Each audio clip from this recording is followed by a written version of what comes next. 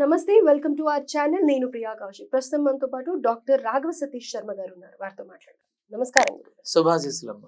ఆడవాళ్ళకి ఎందుకు ఎక్కువగా పూనకాలు వస్తూ ఉంటాయి? రీసెంట్ గా చూసినట్టయితే ఎల్లమ్మ తల్లి ఒంటి మీదకి వస్తుందని చెప్పి స్టూడియోలలోకి వచ్చి అప్పుడప్పుడు నీకు అమ్మవారు వస్తుందా ఒంటి మీదికి అనగానే ఆ అమ్మాయి అమ్మవారు నాకు వచ్చేస్తుంది అని ఊగిపోతూ చెప్పేస్తోంది.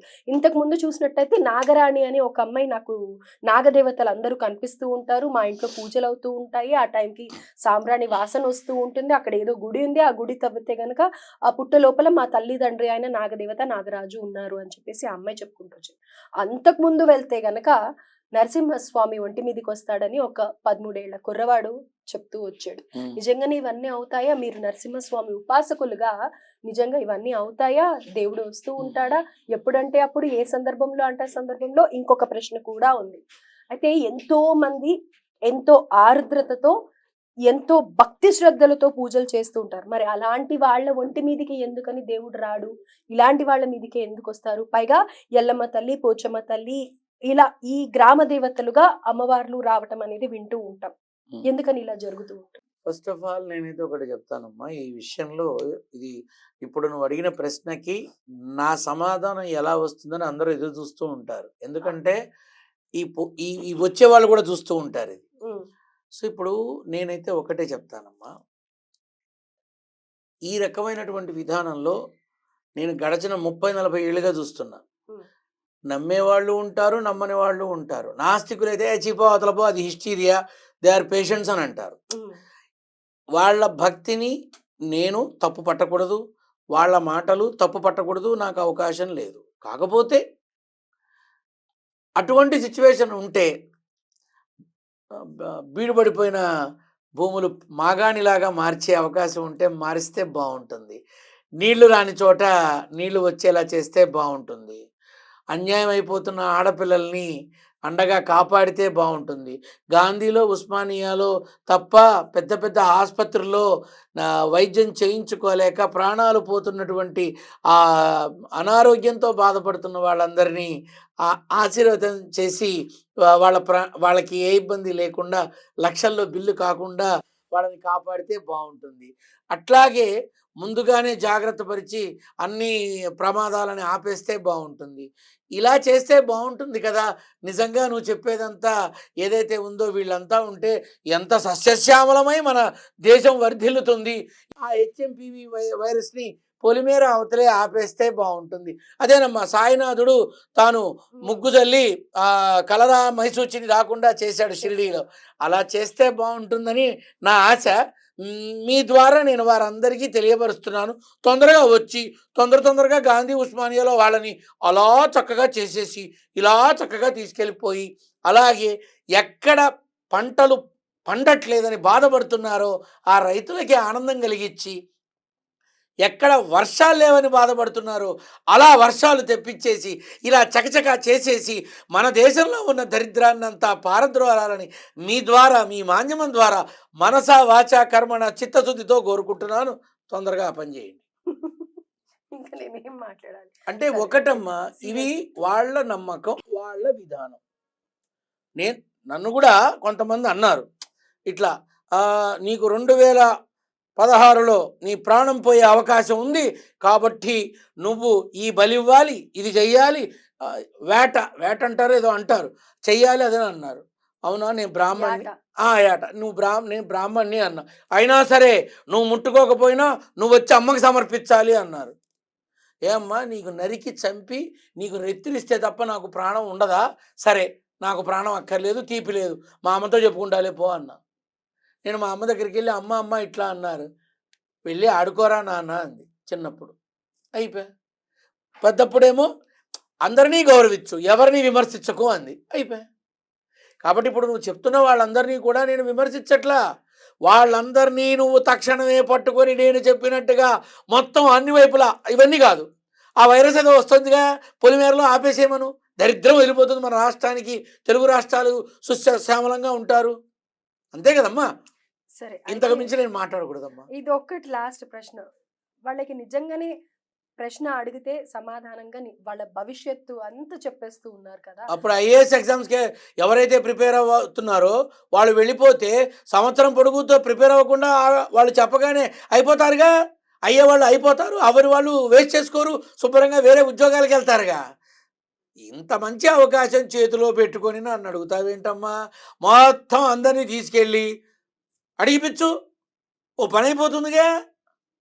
అంటే డప్పు శబ్దాలకి ఆ అమ్మాయిలో పూనకం వచ్చేస్తుంది, హ్మ్. అమ్మవారు వస్తుంది అని అంటూ ఉన్నారు. అంటే నాకు డప్పు చెప్పులకి అంటే ఈ డప్పు శబ్దాలకి ఏవైతే ఉన్నాయో డాన్స్ వేయాలనిపిస్తుంది. అంటే పూనకం రాదు. డాన్స్ వేయాలనిపిస్తుంది. ఎందుకంటే నేను కూడా ఒకానొక సమయంలో I'm a dancer in 14 types of Indian tradition dances in our culture. Once upon a time I have done it. So, ఆ డప్పు చప్పుడు వినబడితే నాకు డాన్స్ వస్తుంది. కానీ అమ్మవారు రాదమ్మా. నిజంగానే అలా వస్తుందా డప్పు చప్పుళ్ళకి? అంటే డప్పు చప్పుళ్ళకి అమ్మవారొస్తే డప్పులు కొట్టేటప్పుడు తమిళనాడులో అందరూ అమ్మవారిలాగా పూనకాలు వస్తూనే ఉంటాయి. అలాగే ఇక్కడ మొదలవుతాయి. దానిదేముంది? దాన్ని నేను విమర్శించను గానీ, నా వినతి, నా విన్నపం తక్షణమే అందరినీ తీసుకొనెళ్ళి ఆశీర్వచనం ఇప్పించి, మొత్తం అందరినీ బాగు చేశామని నాకు నా మీరు రిక్వెస్ట్. సీరియస్‌గా చెప్పట్లేదు ప్లీజ్. అంటే మీరు చెప్పింది నాకు అర్థమైంది. కానీ ఐ నిజంగా don't want to take this serious. ఏదన్నా అంత ధర్మబద్ధమైన, నీతివంతమైన, అర్థమైనటువంటి అర్ధరహితం కాదు, అర్థమైన విధానంలో ఉండే వాటిని నలుగురికి చెబితే ఉపయోగం ఉంటుందమ్మా. అంతే తప్ప ఏమిటమ్మా ఇది? అంటే ఇది ఎక్కడికెళ్తున్నావమ్మా? నమ్మి ఎంతోమంది ప్రజలు వాళ్ళు ఏదో చెప్పేస్తారు, వీళ్ళకి ఏదో అయిపోతుంది అన్న ఉద్దేశంలో లైన్‌లు కడుతున్నారు. ఆ ఊర్లకి తెగ వెళ్ళిపోతున్నారు. ఎర్రవరం గూడా వెళ్ళారమ్మా ఎర్రవరంలో కొన్నాళ్ళ వెళ్ళారు. పాటు. ఇప్పుడు ఇక్కడ కూడా అలానే ఆ నాగరాణి దగ్గరికి కూడా ఎంతో మంది వెళ్తూ ఉన్నారు. వాళ్ళు రోజుకొక అబద్ధం చెప్తున్నారు. అది అర్థం చేసుకునే వాళ్ళు అదంతా అబద్ధం అని చెప్పి అర్థమైనా కానీ, లేని వాళ్ళు అదే పనిగా వాళ్ళ దగ్గరికెళ్ళి ఆశ, డబ్బులు మోసపోతున్నారు. ఆశ. సో, అలాంటివి అవ్వకూడదు అని పదే పదే నేను మీరు చెప్పింది నాకు అర్థమైనా కానీ, అర్థం కాని వాళ్ళు కొంతమంది ఉంటారు కాబట్టి, మీ వాళ్ళ ద్వారా గురించే మళ్ళీ తెలియపరచండమ్మా. అడుగుతున్నాను నేను. మీ ద్వారా తెలియపరచండి. నేనేమంటున్నా, పిల్లకి పెళ్లి కావట్లేదు. డేటు, టైము సహా చెప్పమను. చక్కగా అయిపోతుంది. పిల్ల తల్లిదండ్రులు టెన్షన్ పడరు గదా! అమ్మా నేనొక మాట చెప్పనా? ఎర్రవరం గురించొచ్చినప్పుడు మీరు నారసింహుడి బిడ్డే గదా! మీరు నార్సింగ్ చెప్పండంటే, నేనొకటే అన్నా. కొంతకాలం వాళ్ళేదో బావుంటారులే వదిలే దాని గురించి మనకెందుకు అన్నా. ఏ న్యూస్ ఛానల్సు, ఏ యూట్యూబ్ ఛానల్సు దాన్ని చాలా ఎత్తుకు తీసుకెళ్ళాయో, వాళ్ళే అక్కడ జరుగుతున్న దందాలని, అక్కడ జరుగుతున్న తప్పుల్ని, అక్కడ చేస్తున్న మోసాల్ని బయటపెట్టారు. హ్మ్. హ్మ్. ఇప్పుడు ఆనాడు చూపిచ్చిన వాళ్ళు వాళ్ళే, ఇప్పుడు చూపిచ్చిన వాళ్ళు వాళ్ళే. మీడియా అంటే ఏంటంటే నిజాన్ని బయటికి తీసుకురావాలి. మీరు అదే పని చేస్తున్నారు. అంతేగా భగవంతుడిని పెట్టి అనవసరమైన విషయాలని పబ్లిక్‌లోకి తీసుకొచ్చి సొమ్ములు చేసుకొని జీవితాంతం ఎవ్వరూ బతకలేరు. రైట్. ధర్మం తప్పితే దైవం క్షమించదు. ఏదో ఒక సమయంలో కర్మ వెంటాడి, వెంటాడి వేధించి, ఇచ్చి తన కక్ష తీర్చుకుంటుంది. రైట్. సో, డెఫినిట్‌గా ఇలాంటివైతే నమ్మొద్దు. అనవసరంగా మోసపోద్దు అని అంటారు. తల్లిదండ్రులను నమ్మండి. తల్లిదండ్రులు నమ్మండి. భగవంతుడిని నమ్మండి. అసలు మిమ్మల్ని మీరు నమ్మండి. ఎంత చక్కగా సక్సెస్ అవుతారు. హ్మ్. మీరు ఎందులో నిష్ణాతులు తెలుసుకోండి. అందులో అడుగులు ముందుకు వేయండి. అసలు నాలాంటి వాడి అవసరమే ఉండదు ఎవరికీ. నేను కూడా ఏనాడు గురుస్థానంలో మాట్లాడలా. భగవత్ సేవకుడిగానే మాట్లాడా.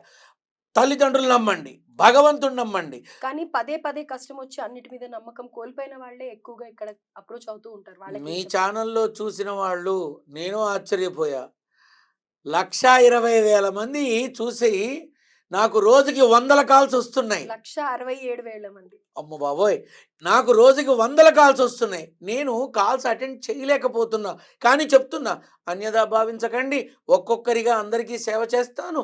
నన్ను తప్పుగా అనుకోకండి. నేను ఊరూరు తిరిగే బిచ్చగాడిని. ఎప్పుడెప్పుడు ఏ ఊర్లో ఉంటానో, ఏ రాష్ట్రంలో ఉంటానో, ఎవరికి సేవ చేస్తూ ఉంటానో తెలీదు. కానీ తప్పక మీకు నేను సేవ చేస్తాను. మళ్ళీ మీకు అందుబాటులోకి వచ్చాక అని చెప్తున్నాను. అంటే ప్రతి ఒక్కళ్ళకి సమస్యలుంటాయి. నేను ఒక్క సమస్య తీర్చిన సీతమ్మ కొడుకు సాధించినట్టే విజయాన్ని. నేనదే పని చేస్తున్నా. ఏమీ ఆశించకుండా, ఏ డబ్బు కోసం కక్కుర్తి పడకుండా, ఏ రకమైనటువంటి లాభాపేక్ష లేకుండా నారసింహుడి బిడ్డ సీతమ్మ కొడుకు సేవ చేస్తున్నాడు. మీ ఛానల్‌లో ఉన్నటువంటిది చూసే విపరీతమైన కాల్స్ వస్తున్నాయి. మరి సేవ చేస్తున్నాను. ఇప్పుడు మన కార్యక్రమం మొదలయ్యే ముందు మీరు చూశారుగా, అబద్ధమైతే కాదుగా. అవును. ఎంతమంది ఫోన్లు చేశారు, ఎలాంటి వాళ్ళు ఫోన్ చేశారు? చేశారో, ఏ స్థాయి మనుషులు చేశారో, కటిక పేదవాడు చేశాడు, ఢిల్లీ స్థాయి మనిషి చేశాడు. అదైతే నిజమండి. నేను చెప్పిన మాటలు 100కి 100% నిజమన్నారు. వాళ్ళంతా ఎందుకమ్మా, నీ సహచరిని, నీ తోటి మనిషి కూడా తను కళ్ళలోని నీళ్లతో చెప్పింది 100కు 100% నిజం. ఇది నారసింహుడి వల్ల వచ్చింది. కాబట్టి ఆ చేతులు మొక్కాల్సింది భగవంతుడికి, ఆ నోరు పలకాల్సింది భగవద్ నామస్మరణం, ఆ చేతులు పట్టుకోవాల్సింది ఆ భగవంతుడి పాదాలు. నన్ను నమ్మితే ఏమొస్తుంది? బూడిదొస్తుంది. భగవంతుని నమ్మితే జీవితం బంగారుమయం అవుతుంది. సో లాస్ట్‌గా ఏమంటారు అసలు? భగవంతుడిని నమ్మండి. భగవంతుడిని నమ్మాలి. దయచేసి మీ మాధ్యమం ద్వారా చెప్పేది భగవంతుడు